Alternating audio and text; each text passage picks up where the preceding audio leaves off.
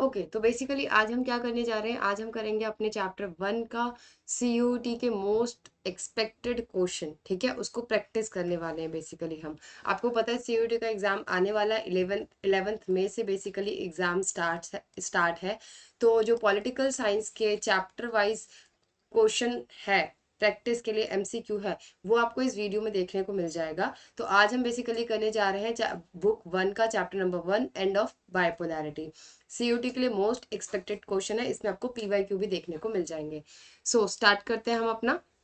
तो देखो सबसे पहला क्वेश्चन क्या है, who was the founder of the Bolshevik communist party. ठीक है, अब जरूरी नहीं है कि जो आपका मेन कंटेंट है ना क्वेश्चन उसी में से ही बने। जो आपके साइड में बुक में बॉक्स दिए होते हैं कि कोई फेमस पर्सनालिटी दी है, उसके बारे में कुछ लिखा है, उसमें से भी कुछ एमसीक्यू बन जाते हैं। तो ये एमसीक्यू उसी में से है। तो आप बताओ कौन था बोल्शेविक कम्युनिस्ट पार्टी का फाउंडर। तो इसका राइट आंसर जो है वो है व्लादिमीर लेनिन। ठीक है, आपको हर क्वेश्चन को पहले खुद से रीड करना है, उसके बाद उसका आंसर कमेंट बॉक्स में डालना है।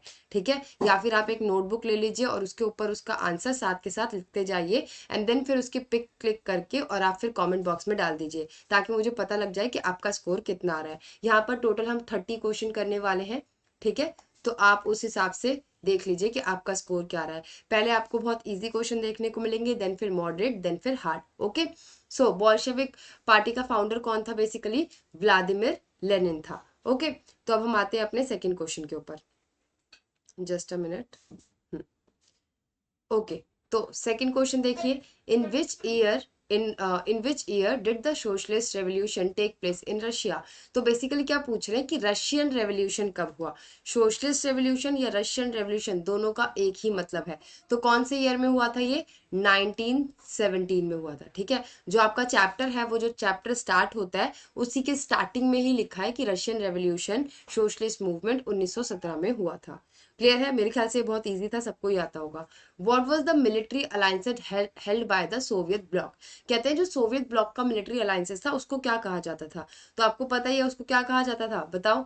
नाटो, सीटो, सेंटो और वार्सा पैक्ट। तो इट इज वार्सा पैक्ट। जबकि जो यूएस का था उसको नाटो, सीटो, सेंटो सब बोलते हैं। ओके, ये तीनों ही यूएस के हैं, बाकी बस ये एक जो है ये यूएसएसआर का है। क्लियर हो गया, तो इसका आंसर सी है, इसका आंसर ए था। आपको कमेंट बॉक्स में अपना जो स्कोर है वो बताना है मुझे। अब आ जाते हैं हम फोर्थ क्वेश्चन के ऊपर। ओके, सो फोर्थ क्वेश्चन देखो, the Berlin wall a symbol of the cold war was toppled in which year. मतलब पूछ रहा है कि बर्लिन की जो वॉल थी वो कौन से ईयर में गिराई गई थी। ठीक है, टॉपल्ड मतलब कि यहाँ पर कोलैप्स कब की गई थी, कब गिराई गई थी। तो बताओ कौन से ईयर में गिराई गई है। 1991 में आपको पता है रशिया जो है वो कोलैप्स हो जाता है। ठीक है, 1961-62 में क्या होता है, कोल्ड वॉर का टाइम पीरियड चलता है, क्यूबन मिसाइल क्राइसिस चलता है। ठीक है, 1985 का इंटरनल कुछ होता है। बेसिकली इसका आंसर क्या है, 1989 है। क्लियर हो गया, चलो आगे चलते हैं।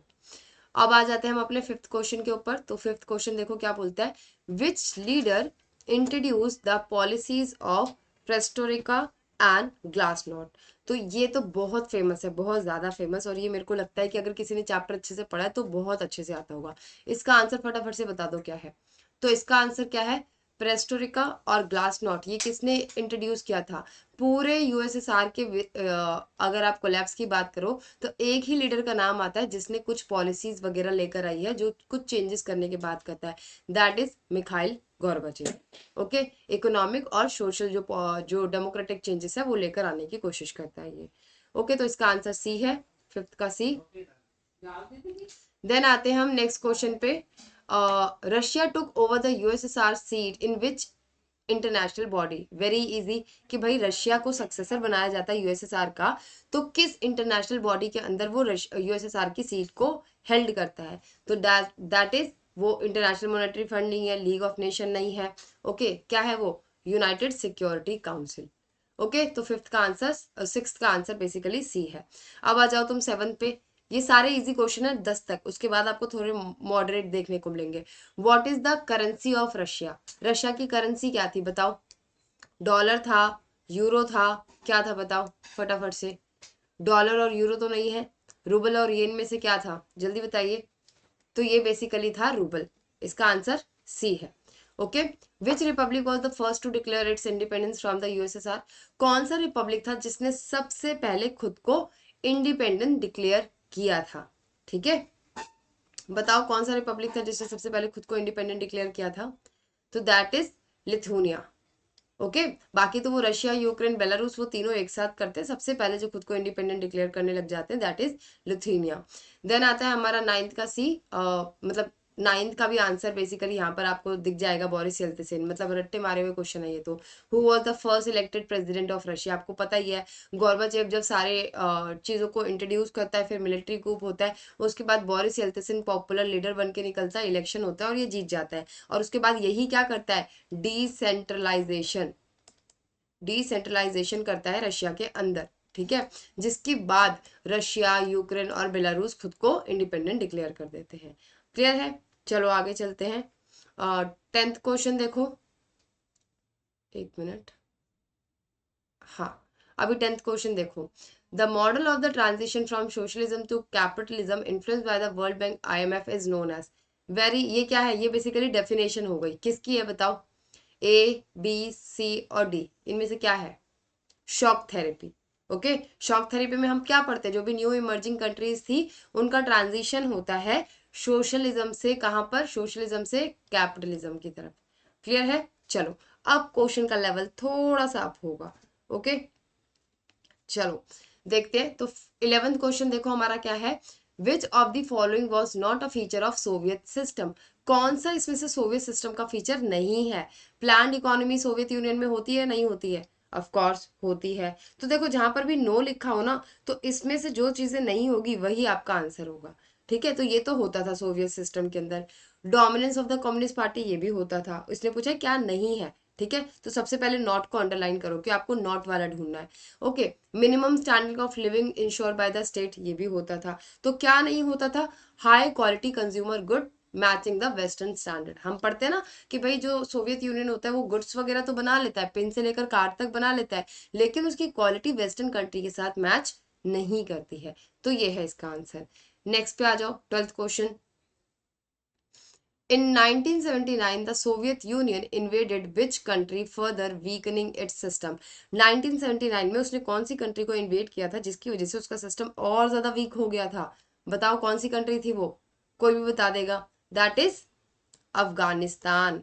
ओके, ईयर याद रखना है 1979। क्लियर है? ये भी इजी था। अब आ जाओ स्टेटमेंट वाले क्वेश्चन पे। देखो, the Central Asian republic were the first to demand independence from the USSR।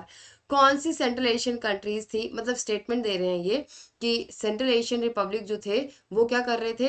Were the first to demand independence from USSR। क्या सेंट्रल एशियन कंट्री वो कंट्री थे जो कि USSR से इंडिपेंडेंट होने की डिमांड कर रहे थे सबसे पहले? Second statement, the rise of nationalism in Russia and the Baltic republic was a major cause of disintegration. अब देखो यहाँ पर क्या बोल रहे हैं कि डिसइंटीग्रेशन का मेजर कॉज क्या था? क्या major cause rise of nationalism था? तो ये दोनों ही स्टेटमेंट एक बार दोबारा से रीड करो आप, और आप मुझे बताओ कि क्या है इसका राइट आंसर, जल्दी। देखो इसमें स्टेटमेंट 2 तो ऑफ कोर्स करेक्ट है कि नेशनलिज्म इमर्ज हो जाता है रशिया के अंदर और डिफरेंट डिफरेंट बाल्कटिक रीजन के अंदर, जिसकी वजह से इसको इमीडिएट कॉज भी बोला जाता है। But that is not true कि सेंट्रल एशियन कंट्रीज जो है USSR से अलग होना चाहती थी, बल्कि ये तो USSR के साथ ही मिलकर रहना चाहती थी और साथ के साथ US के साथ भी अपने रिलेशन अच्छे बना के रखना चाहती थी। तो इसका आंसर क्या है? First is incorrect but second is correct. Okay, चलो अब आ जाते हैं हम 14th क्वेश्चन के ऊपर अपने। ओके, ओके, ये वाला क्वेश्चन पढ़िए 14th वाला। इसमें क्या बता रहे हैं? तो देखो, why was the privatisation process in Russia, ठीक है, called the largest garage sale in history? ठीक है, why was the privatisation process in Russia called the largest garage sale in history? तो बताओ क्या, क्या ये इसको क्यों बोला जाता है largest garage of the largest garage sale in the history? क्यों बोलते हैं बताओ? शॉक थेरेपी के बाद जब ये चेंजेस आए थे तो goods were sold in the open garbage, valuable state industry was sold at throwaway prices, ठीक है, it only involved the sale of old vehicle, the government gave away industries for free to all citizen। बताओ क्या था? Goods were sold in the open garbage, no. Answer इसका है valuable state industries को throw away price के ऊपर sale कर दिया गया था, इसीलिए इसको largest garage sale in history भी कहा जाता है। तो 14 का आंसर क्या हो जाएगा अपना बी। अब आ जाते हैं हम अपने 15 क्वेश्चन के ऊपर। 15 क्वेश्चन देखो क्या बोल रहा है, पढ़ो एक बार आप इसको। Okay, which three republics declare USSR disbanded in December 1991। तो देखो 1991 में कौन से तीन थे जिन्होंने डिसबैंड कर दिया था यूएसएसआर को? इसका आंसर मैंने ऊपर भी आपको पहले ही बता दिया है, रशिया, यूक्रेन, बेलारूस। ठीक है, ओके, इसको आप किसी भी निमोनिक से याद कर लो, RUB याद कर लो, रुब, ठीक है, या किसी भी तरीके से। ब्रू कॉफी देखो, ब्रू ब्रू कॉफी आती है ना, इसको ब्रू करके याद करो। Belarus, Russia, Ukraine, Bru coffee. Okay, चले आगे। चलते हैं। तो 15 हो गया हमारा, 15 क्वेश्चन और रह गए, तो फटाफट से आते हैं 16 पे। अब देखो ये असर्शन रीजन में क्या होता है, जो आप ऊपर पढ़ रहे हो ना, जो उसका रीजन दिया है वो ठीक है या नहीं ये भी देखना होता है। ठीक है, स्टेटमेंट वाले में दोनों स्टेटमेंट को इंडिपेंडेंटली देखना होता है कि क्या वो ठीक है या नहीं। असर्शन रीजन में जो भी असर्शन दिया है, क्या उसका जो नीचे रीजन दिया है वो ठीक है या नहीं वो भी देखना होता है। Okay, the Soviet economy become stagnant in the late 1970। ये सबको पता है कि 1970s के टाइम पे सोवियत यूनियन की जो इकोनॉमी थी वो स्टैग्नेंट हो गई थी। अब जो उसका रीजन दे रहे हैं, क्या ये सही है? The Soviet union use much of its resources in maintaining nuclear military Arsenal. Of course सही है यार, अगर ढंग से चैप्टर पढ़ा है ना यार, बहुत इजी। ठीक है, तो इसका आंसर हमारा क्या बनने वाला है 16 का? ए। ओके, चले 17 क्वेश्चन करते हैं अब, आ जाओ। ये देखो 17 क्वेश्चन। ओके, एक मिनट, हाँ, बताओ। which post Soviet country witnessed a civil war that lasted for 10 years until 2001? बताओ कौन सी कंट्री थी जहां पर 10 साल तक के लिए सिविल वॉर होती रही है? अच्छा देखो, जो आपका सेकंड लास्ट टॉपिक है ना इस चैप्टर 1 का, सेकंड लास्ट टॉपिक, ठीक है, कॉन्फ्लिक्ट वाला जो है, कॉन्फ्लिक्ट, वो बहुत इंपॉर्टेंट है। उसमें से ना बहुत सारे MCQ बन सकते हैं, ये क्वेश्चन वहीं से है, तो आपको वो अच्छे से पढ़ना है। क्लियर है? कोई डाउट हो तो मेरे से पूछ लो, बट पढ़ना बहुत अच्छे से है। ठीक है, चलो इसका आंसर क्या है? तजाकिस्तान। ओके, जहां पर सिविल वॉर चलती रहती है। 18 क्वेश्चन देखो क्या बोल रहे हैं, द सोशलिस्ट ब्लॉक और the other second world refer to. Socialist bloc या सेकेंड वर्ल्ड किसको बोला जाता है? बहुत सिंपल है, फर्स्ट वर्ल्ड किसको बोलते हैं? यूएस को बोलते हैं, तो सेकंड वर्ल्ड किसको बोल रहे हो आप? USSR को। ठीक है, तो countries that remain neutral during the cold war, नहीं, उसको तो हम क्या बोलते हैं? नैम बोलते हैं, NAM country. East European countries liberated from the Soviet army from the fascist, नहीं, उसको हाँ यही है इसका answer, countries that join NATO, ये नहीं है। 5 सेंट्रल, तो बेसिकली यही है, ईस्ट यूरोपियन कंट्रीज जिसको लिबरेट किया था सोवियत आर्मी ने फासिस्ट फोर्स से, उसी को सेकेंड वर्ल्ड कंट्री या सोशलिस्ट ब्लॉक कहते हैं या वॉर्सा पैक्ट कहते हैं। क्लियर हो गया? चलो आ जाओ 19 क्वेश्चन पे आते हैं। What was the primary reason for the economic revival of the Russia in 2000? 2000 में कौन सा प्राइमरी रीजन था जिसकी वजह से उसकी इकोनॉमी रिवाइव होती है? तो शॉक थेरेपी तो ऑफ कोर्स नहीं है, हैवी इंडस्ट्रियलाइजेशन भी नहीं है। ठीक है, फॉरेन एड फ्रॉम यूएस क्यों हेल्प करेगा रशिया को? तो एक ही बच जाता है हमारे पास, export of natural resource like oil and gas. Clear है? चले आगे। ठीक है, 20th क्वेश्चन देखो, India and Russia share a vision of multipolar world, this include. जब इंडिया और रशिया मल्टीपोलर वर्ल्ड की बात कर रहा है तो उसमें क्या क्या इंक्लूड होता है? Dominance of single super power, कि सिंगल पावर की डोमिनेंस होगी? बिल्कुल नहीं, अगर सिंगल पावर डोमिनेट कर रहा है तो मल्टीपोलर वर्ल्ड ही नहीं होगा। Okay, collective security and negotiation settlement, क्या कलेक्टिव सिक्योरिटी और नेगोशिएशन सेटलमेंट की बात होती है? Decision making only by the stronger nation, ये भी नहीं होगा। डिसॉल्विंग द यूनाइटेड नेशन, ये भी नहीं होगा। तो बेसिकली कलेक्टिव सिक्योरिटी की बात करते हैं। ओके, 21 पे आ जाओ, ये हार्ड लेवल के क्वेश्चन है। अब देखो ये वाले क्वेश्चंस ना बड़े पूछे जाते हैं, अरेंज इन क्रोनोलॉजिकल ऑर्डर, ठीक है, तो ये बहुत अच्छे से करना है। ओके, सबसे पहले देखो, resignation of Mikhail Gorbachev. Okay, then उसके बाद सोवियत इन्वेजन, ये अभी हमने पढ़ा 1979 था। ठीक है। फिर सबसे पहले लुथेनिया जो है वो खुद को इंडिपेंडेंट डिक्लेयर करता है। फॉर्मेशन ऑफ कॉमनवेल्थ ये 1991 के बाद ही होता है। ओके, तो अब मुझे बताओ इसका क्या राइट आंसर है। 1985 में बेसिकली ये क्या होते हैं, ये बन जाते हैं, उसके बाद ये फिर बाद में उसी टाइम पीरियड के बाद थोड़े टाइम के बाद रिजाइन करते हैं। तो फटाफट से मुझे बताओ एक बार सोच के कि इसका आंसर क्या है, जल्दी। तो इसका आंसर बेसिकली हमारा क्या है, ए है। ठीक है, सबसे पहले कौन सा आएगा, सेकेंड, कि इन्वेड करता है Afghanistan.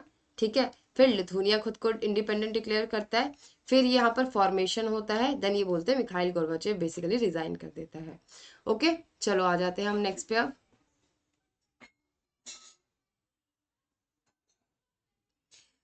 Which Soviet leader is associated with the detented phase in relation with the US? तो कौन सा लीडर है वो डिटेंटेड या डिटेरेंस की बात करता है, बता दो कौन सा है वो। ये आपके जो साइड में जो बॉक्सेस दिए हुए हैं ना, और उसमें लीडर्स के बारे में कुछ कुछ लिखा हुआ है, ये उसमें से है। बताओ कौन सा है इसका आंसर। देखो इसका आंसर है लियोनिड ब्रेजेन्व। ठीक है, लियोनिड ब्रेजेन्व, ये है इसका आंसर। तो ये आपको जो साइड में बॉक्सेस है ना, आपको ये वहां पर देखने को मिल जाएंगे, उसको भी आपको पढ़ कर जाना है। क्लियर है, 23 पे आ जाओ। Shock therapy led to the collapse of the social welfare system in the post communist regime. ठीक है, तो ये करेक्ट है कि शॉक थेरेपी क्या करती है, कोलैप्स करती है सोशल वेलफेयर सिस्टम को पोस्ट कम्युनिस्ट रिजीम के अंदर। इसका रीजन क्या है, the withdrawal of government subsidy pushed large section of the people into poverty. तो ऑफ कोर्स सही बात है कि भाई जो गवर्नमेंट है वो विड्रॉ कर देती है बहुत सारी सब्सिडीज को। ठीक है, जिसकी वजह से बहुत सारे लोग पॉवर्टी के अंदर चले जाते हैं। तो 23 का आंसर क्या आ जाएगा, ए आ जाएगा। बहुत इजी था ये। ओके, 24 देखो, which of the following was a result of the 1991 coup in the USSR. Hardliner successfully took over the restore old system. बताओ क्या होता है इसमें। बेसिकली बोरिस येल्त्सिन इमर्ज होता है एज अ नेशनल हीरो की तरह। ठीक है, मिलिट्री कूप के बाद ही। 25 देखो, under the shock therapy collective farm were replace by private farming. तो अगर हम शॉक थेरेपी की बात करते हैं तो वहां पर क्या होता है, जो कलेक्टिव फार्म था उसको रिप्लेस किससे किया गया था, प्राइवेट फार्मिंग से। तो इसमें पूछते हैं this transition was guided by the government directed industrial policy, is that true और नॉट। बताइए फटाफट से, इज दैट ट्रू और नॉट।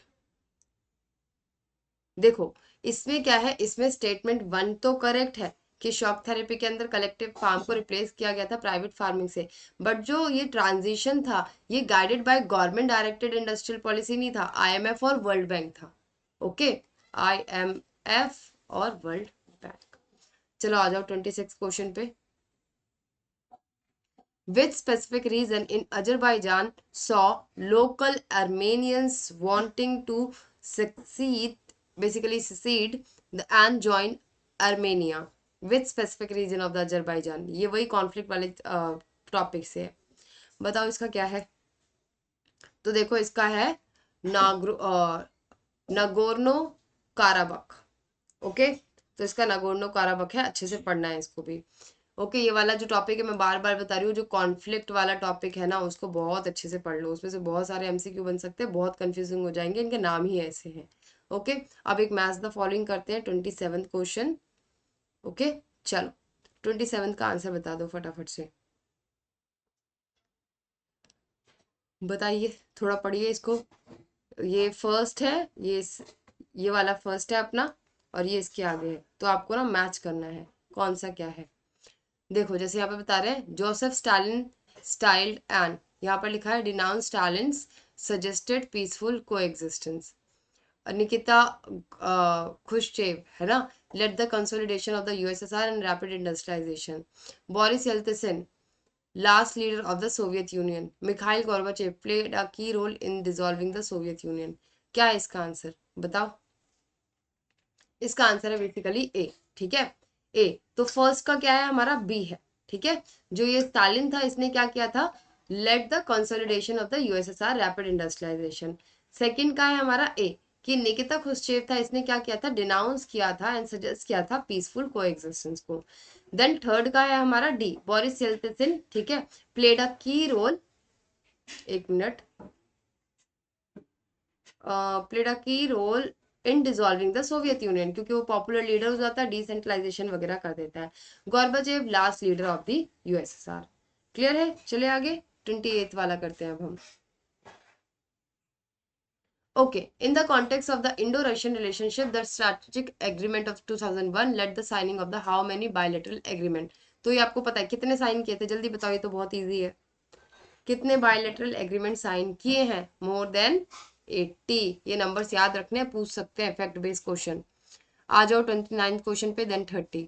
तो देखो 29 क्वेश्चन क्या बोल रहा है, assertion reason, the Soviet Union's economy lagged behind the West in fulfilling the political economic aspiration of the citizen. सही है ये, ठीक है, क्योंकि वो अपने सिटीजन की एस्पिरेशन नीड को फुलफिल नहीं कर पा रहे थे। अब इसका रीजन है, ordinary citizen become knowledgeable about the economic advance of the West and saw the disparities. बताओ क्या है इसका आंसर, जल्दी पढ़ो एक बार दोबारा।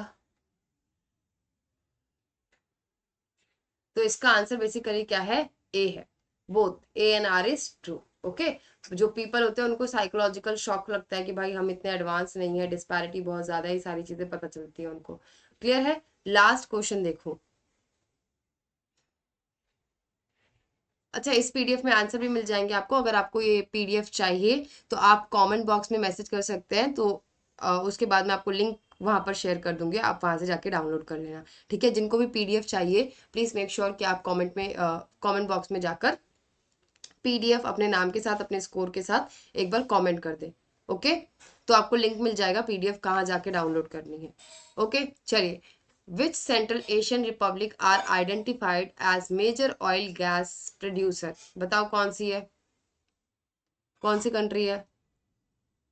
तो देखो इसका आंसर है B, Kazakhstan, Turkmenistan and Uzbekistan. Okay, ये रहे इनके आंसर भी, आप एक बार पढ़ सकते हैं, खुद से प्रैक्टिस कर सकते हैं, पीडीएफ डाउनलोड करके प्रिंट निकाल के। ओके, सो आज के लिए हमारा फर्स्ट चैप्टर के इतने ही क्वेश्चन, मैं धीरे धीरे करके आपको पीवाईक्यू भी करवाऊंगी। ओके, जितने भी हमारे पीवाईक्यू हो गए हैं हम वो भी करेंगे, और सारे ही चैप्टर के हमारे जितने भी हमारे चैप्टर हैं हम सारे ही चैप्टर को प्रैक्टिस भी करेंगे, पीवाईक्यू भी करेंगे, सब करेंगे। तो चैनल को सब्सक्राइब कर लो, जो भी डाउट्स है वो कमेंट में पूछो, और पॉलिटिकल साइंस की चिंता मत करो। Okay, thanks for watching and we will meet in next video. और वीडियो अच्छी लगी तो प्लीज मेक श्योर कि आप अपने दोस्तों के साथ भी इसको शेयर करो, ठीक है। अपने तक ये नहीं रखना है, दोस्तों को भी शेयर करो और वीडियो को लाइक जरूर कर दो। Thank you.